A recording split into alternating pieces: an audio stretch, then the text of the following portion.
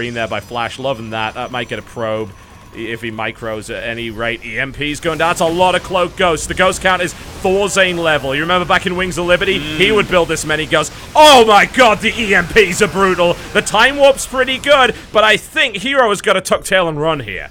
Yeah, he's got to turn around for now, taking that many EMPs to the face, but at least he killed a lot of the ghosts there. That is important, as he does have Psy Storm now. Yeah. He's got to keep that ghost count as low as possible so he can get those important storms off. One Colossus down. The Viking count is now back up to 19 with +3 weapons. Absolutely fantastic upgrade. Snipes coming in on the High Templar. Colossus now going to fall. A big storm, though.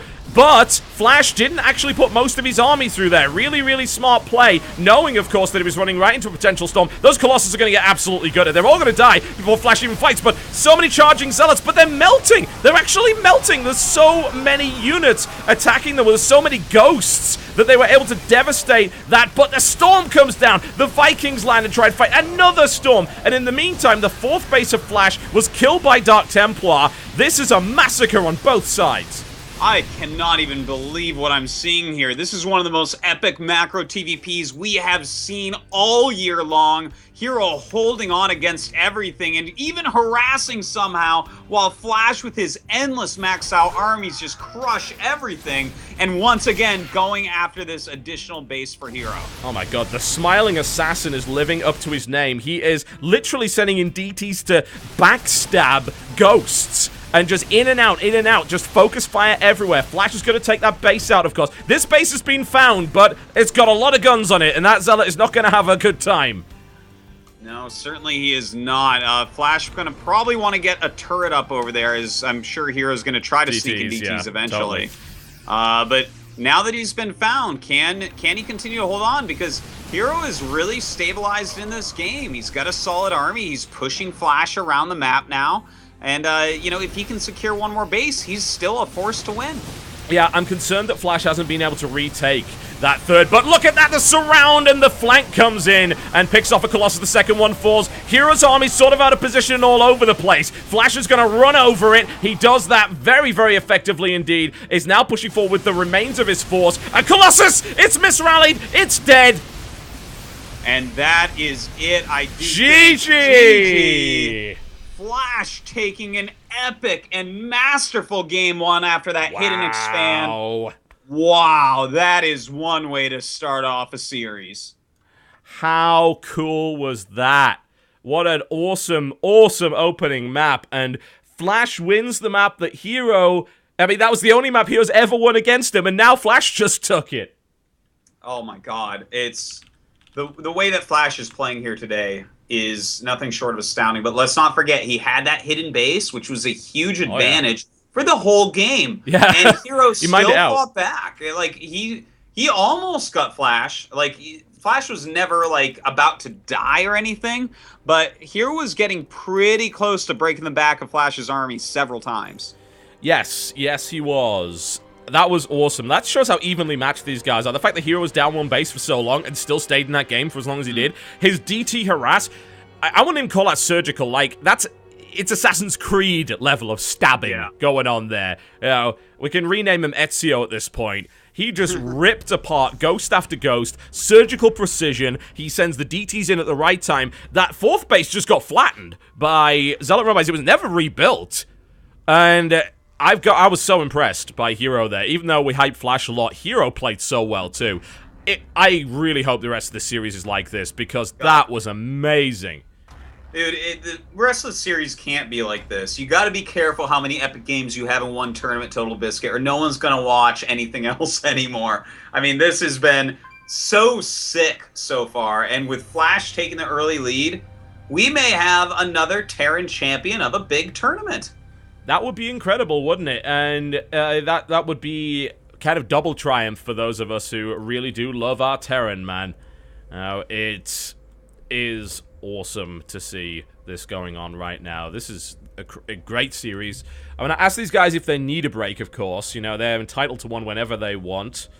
Need break, players, or go. There we go. Flash is not known, of course, for really wanting to communicate in English. Hero's English is pretty good.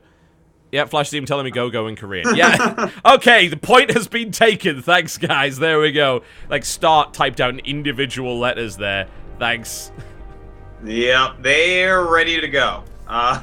These guys, they play all day long, and they don't need any breaks, Totalbiscuit. They just want to see who wins this series. I'm sure Hero hungry for some revenge now on the next map, Overgrowth.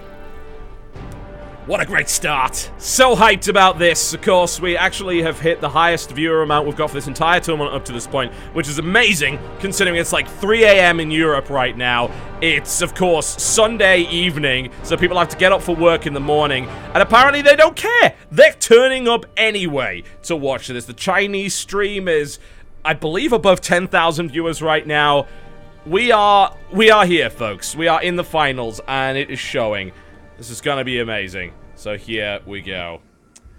Ladies and gentlemen, welcome to Overgrowth in the Sandisk SHOUTcraft Invitational. This is the best of 7 grand finals between 2 world-class players. Southwest position in the red trunks playing Protoss, currently down 1 map in this best of 7 series.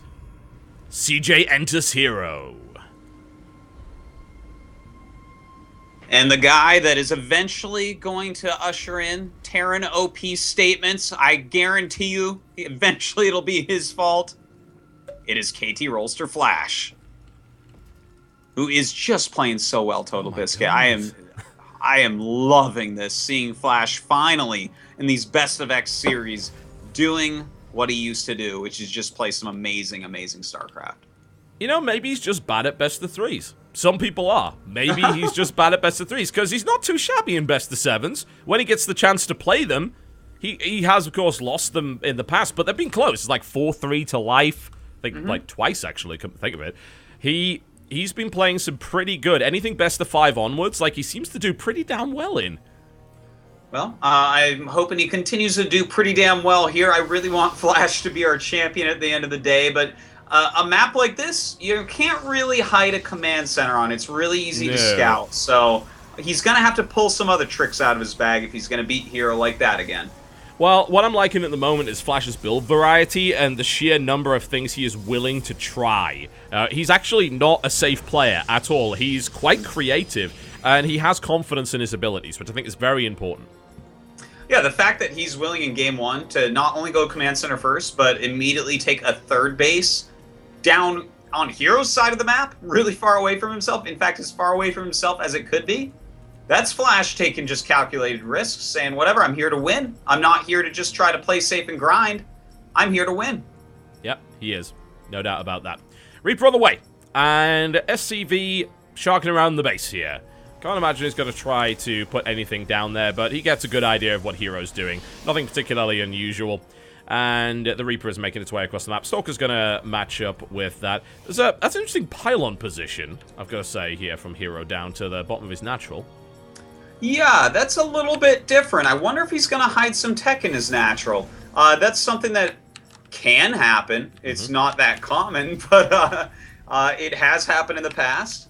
Maybe he's going to go for like a blank build this game. Maybe he wants to mix it up and go really aggressive on Flash and kind of tie up the series like that. I don't want to mess with Flash's macro. You know, CJ Hero's macro was excellent, but Flash's was a tier above. Of course, it helped that he had that base. But yeah, this is an interesting position for the pylon, and it could disguise many things. Stalker's going to meet the Reaper. The Reaper does need to leave, of course, at this point. Flash, with his early engineering bay and a super early missile turret, Flash thinks it's an Oracle. Yeah, you know, there was double gas, and the command center certainly was quite late. And, you know, I guess there was that missing pylon because he made one at the natural. So he's putting it all together and saying, this might be Oracle.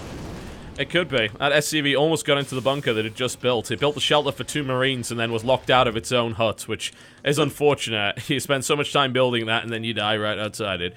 As good a place to be buried as any, I suppose. But yeah, he thinks it is something which it is not. In fact, we don't even know what it is yet.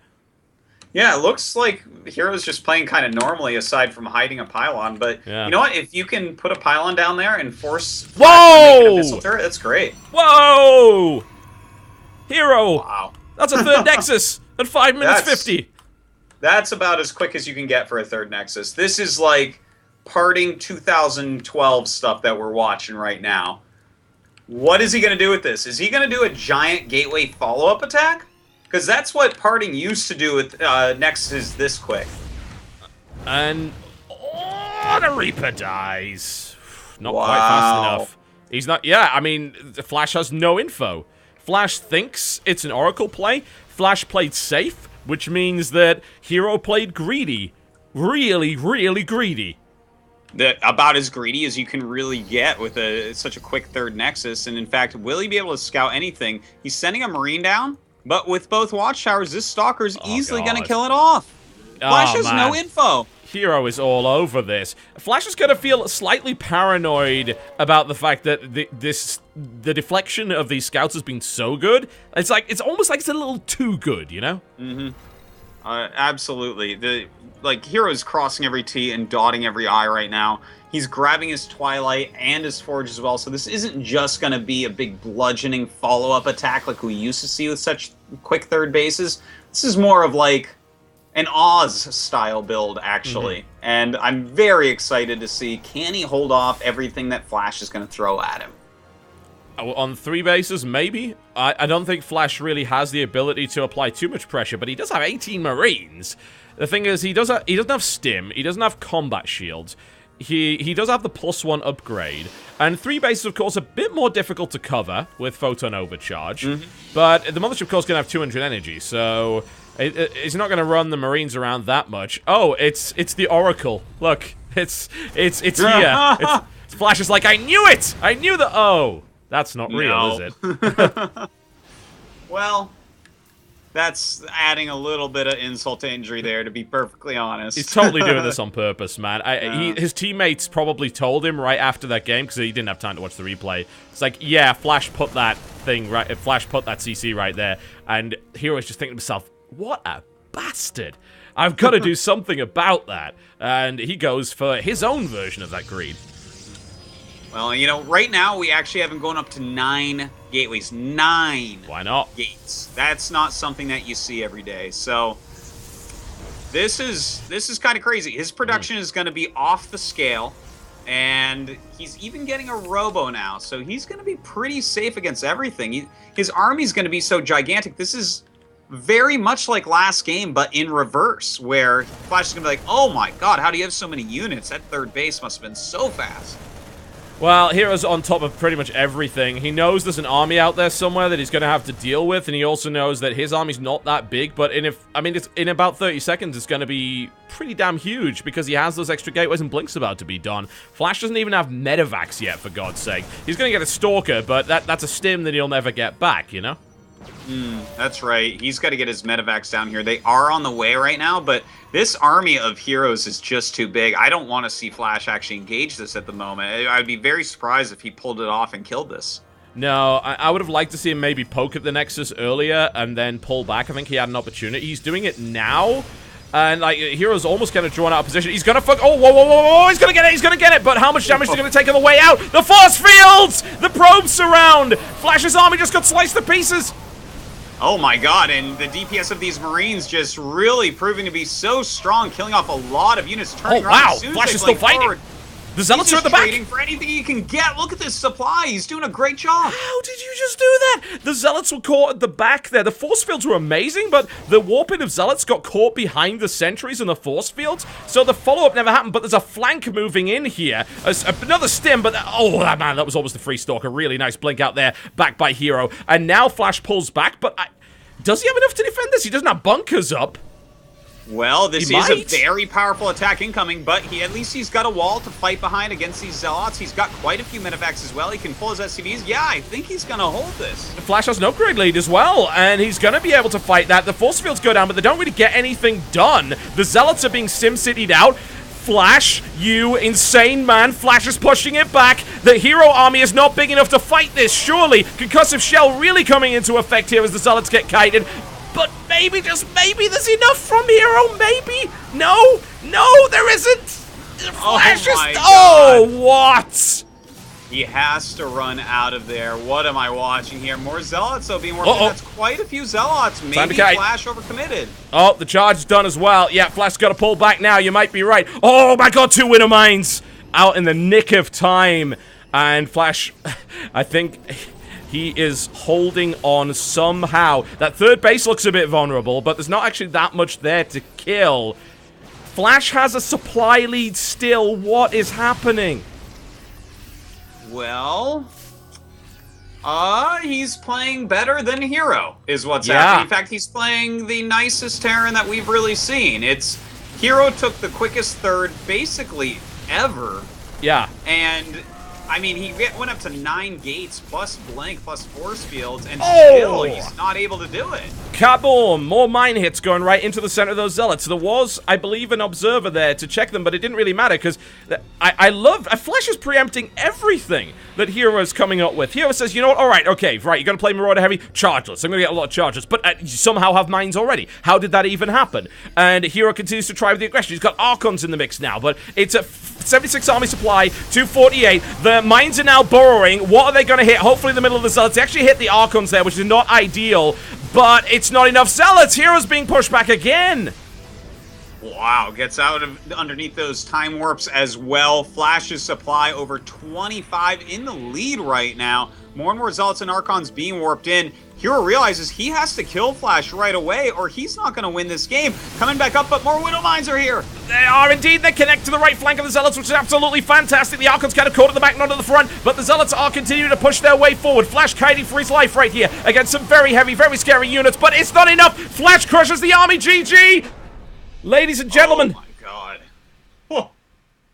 Flash up 2-0 right now against CJ Antis Hero in a best-of-7 in the finals of the Sandisk SHOUTcraft Invitational.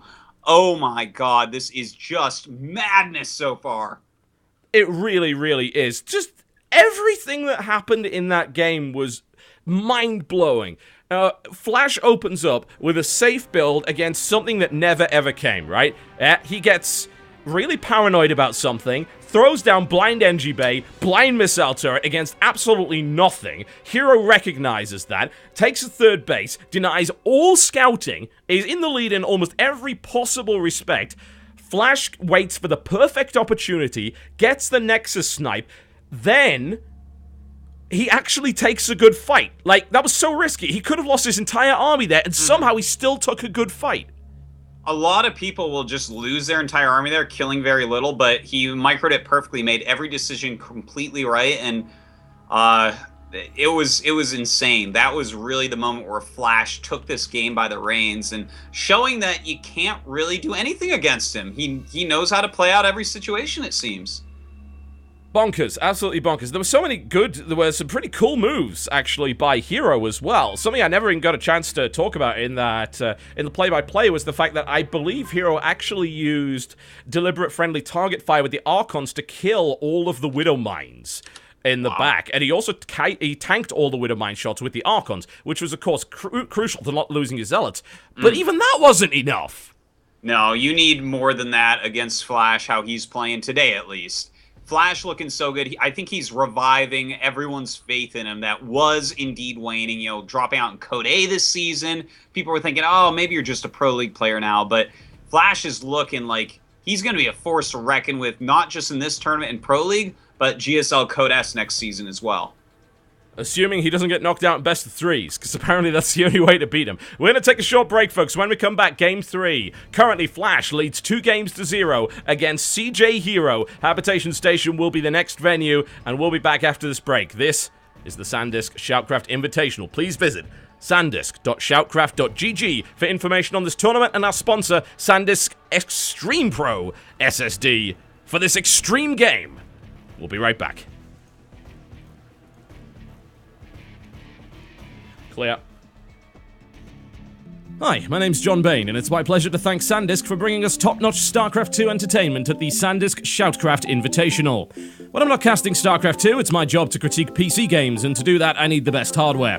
One of the best upgrades that you can get for your PC gaming experience is a solid-state drive, so I'd like to encourage you to check out the Sandisk Extreme Pro SSD. It's engineered for super-fast read and write speeds and consistent high performance 24/7. What does that mean for your games? Faster load times, faster boot times, faster install times. Less downtime, more game time. Plus, they're easy to install, run cool, and are both virtually silent and energy efficient. If you're worried about reliability, no need. Sandisk backs it all up with a 10-year warranty. Game without limits when you step up to the consistent high performance of Sandisk Extreme Pro.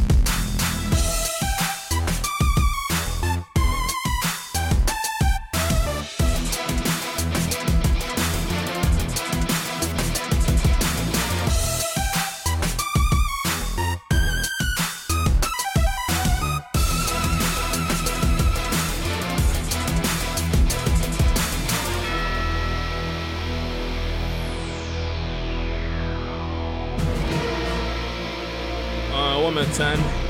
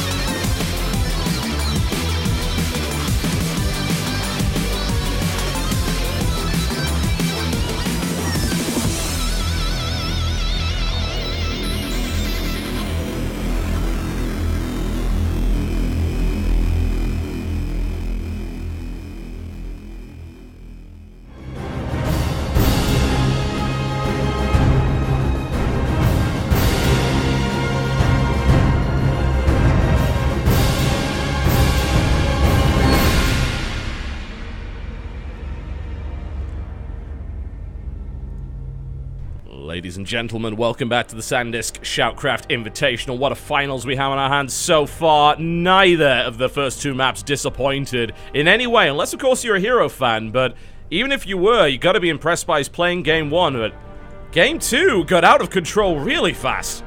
Oh man, I thought he did a great job. He denied all the scouting, he took a quick third, and he had so much when Flash came down. He had 4 high-energy sentries, a Mothership core, plenty of energy, Blink with Stalkers, 9 gateways. Yeah, none of that mattered. No, Flash. Apparently it didn't. Yeah, it's Flash. What do you want, man? He's called God for a reason. He is indeed. They're ready to go. We're ready to go. Let's rock and roll. Habitation Station. Okay, we've got to see Hero start the comeback. This is going to start. You can't go 0-3 down against Flash. That's not a good position for anybody to be in. We've seen him come back. We have seen him come back. I'll give him that from 3-1. He managed it. Yeah, that is true. Okay, so this isn't over yet, everybody. No. Cool your horses. Hero still has his chances here, but I'm sure everyone is paying more attention to Flash right now. Yeah, I think they are, and obviously, like, the Flash hype train is in full swing, justifiably so, but never, ever, ever count out CJ Hero. He is that damn good, and we've seen it even in this very tournament. He played so well to even get to this position in the first place, and he is more than capable of taking games from Flash. And let's be honest, can Flash really keep up this pace for the entire series? Well, maybe not.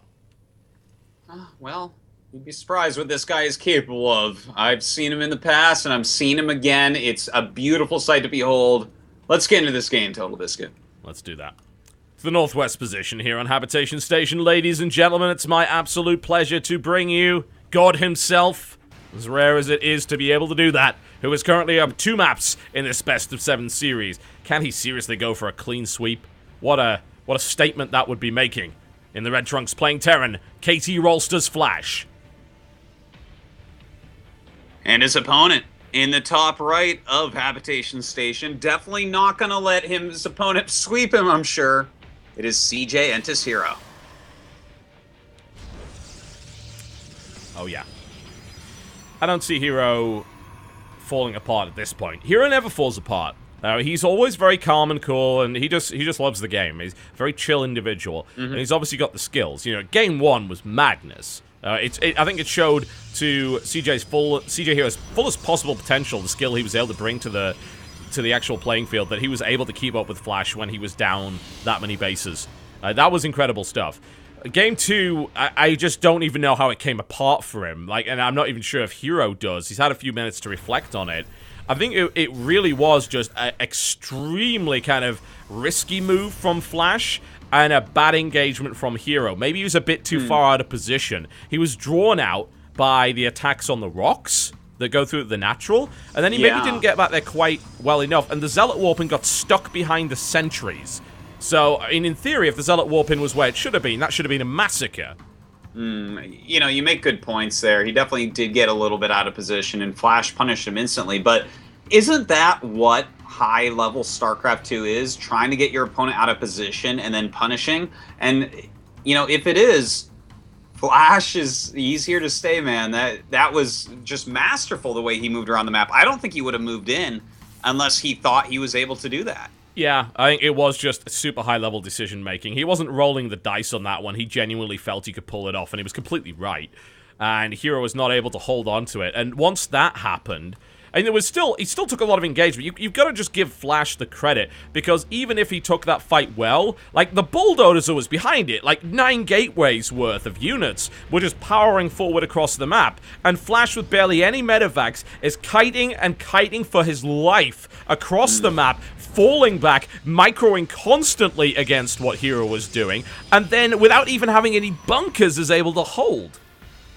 It was pretty maddening for Hero, that is. I mean, I'm still kind of in shock at the quality of games that we're seeing. You just never see this in an online tournament. You never see the best players in the world, and you never see them playing their best games. This is like a completely new experience for everyone in StarCraft 2. Yeah, we said history will be made today, and the fact that this is such a unique match that it has never happened before, even offline, and certainly even in Brood War, not in StarCraft history, has this match actually occurred, and it's delivering. So clearly we need more of that. We need to make that happen. And interestingly enough, where's Flash's regular eBay? It's not here. And this is an interesting little kind of reverse mind game that's being played because the Stargate is coming up. This is maybe the one map where you would build a blind engineering base, surely. Yeah, seriously, you would expect for Zest to go for an Oracle here. And in fact, he is kind of expecting because his Marines are up top, but let's see what he ends up doing with this. It looks almost like he wants to go for a Banshee? Yeah. Could that be? Well, I mean, it doesn't make it a massive degree of sense, but I guess if an Oracle's good on this map, Banshee's pretty good as well, right? But that's going to get scouted pretty much immediately. Wow, I'm pretty surprised with what we're seeing. But maybe it's going to be a Raven. Let's see here. He does land his starport on that tech lab, and it is a Raven. Okay, so is he going to do, like, a delayed 1-1-1 here?